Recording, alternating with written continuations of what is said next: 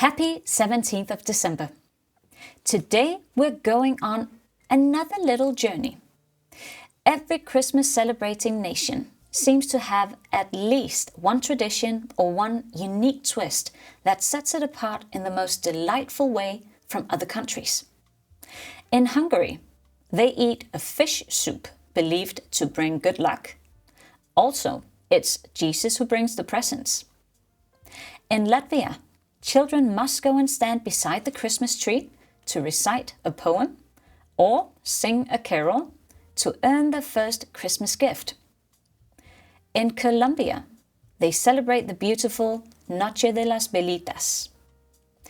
In the Netherlands, Sinterklaas leaves gifts in children's wooden clocks overnight. In Guatemala, they burn the devil during La Quema del Diablo. In Spain, there's the Grand Christmas Lottery, El Gordo. Italy is famous for the witch La Befana, and the list goes on and on.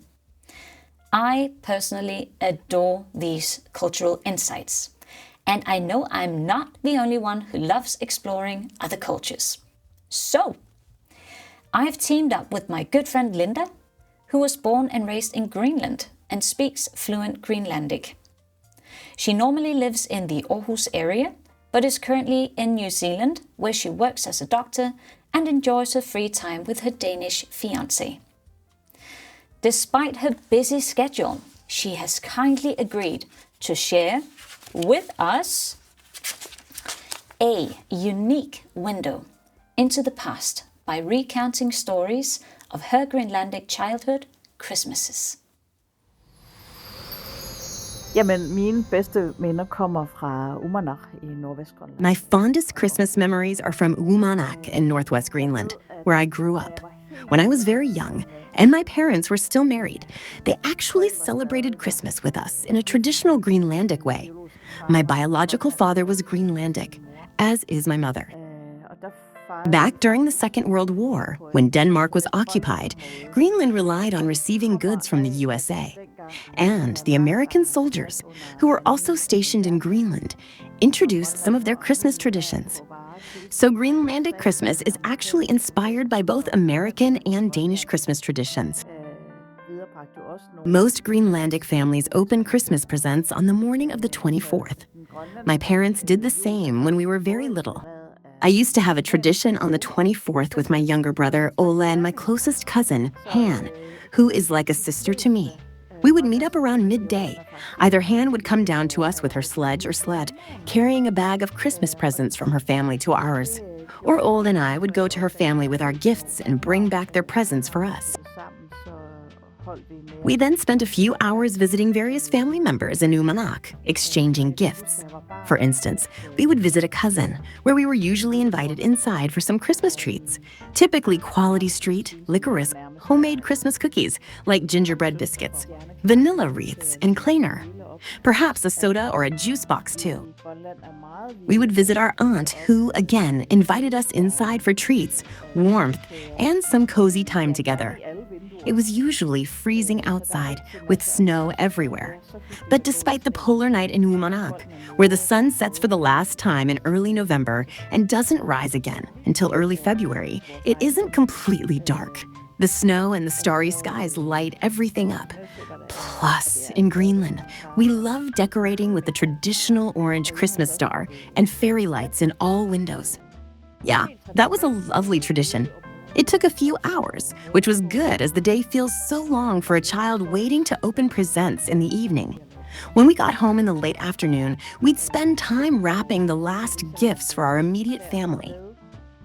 Traditionally, my dad, well, my stepdad, but I call him Dad, was and still is in charge of Christmas dinner. At our house, it was roast duck with white and caramelized potatoes, red cabbage, and gravy. My father is an expert at making gravy. It's so delicious. And, of course, riz a la mund for dessert, complete with an almond hidden in one portion.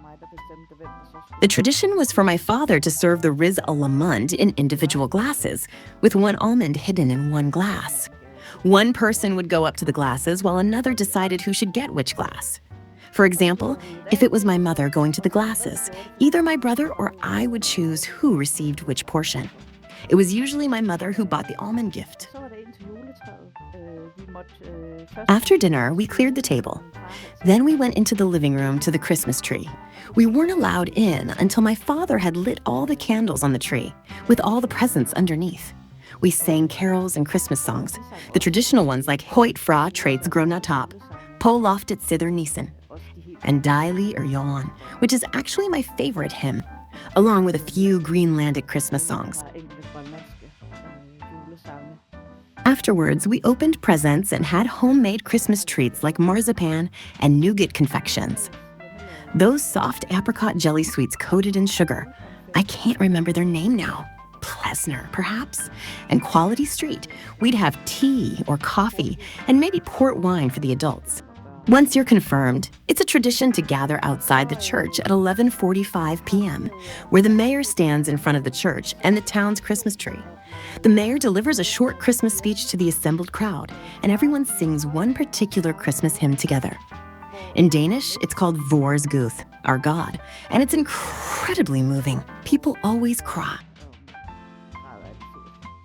It's also a tradition for the young people from confirmation age up to 18 to go house to house around the town, reading the Christmas gospel and singing carols from midnight until they can't go on anymore, usually around 3 or 4 in the morning. That's the 24th. On the 25th of December, there's a Christmas service at 8 a.m. I remember the years before my confirmation when I had no choice but to attend. Dressed in traditional national costume, my mother sang in the Christmas choir, which, along with the pastor, would then go to the nursing home after the service to hold another service for those unable to come to church. I remember when I was 15, we celebrated Christmas in the small settlement where my mother was born and where my grandmother and grandfather lived. It must have been in 89 or 90. A few years earlier, electricity had been introduced to the houses there. Only 80 to 100 people lived in the settlement. When I was growing up, there was neither running water nor electricity, so we fetched water from icebergs down at the beach, scraped them clean on the surface, and then put the ice chunks into large aluminum buckets to melt on my grandmother's cast iron stove. That's how we had water. That kind of ice water tastes amazing. We also fetched coal for our grandparents and chopped firewood, which, as children, we found really cool.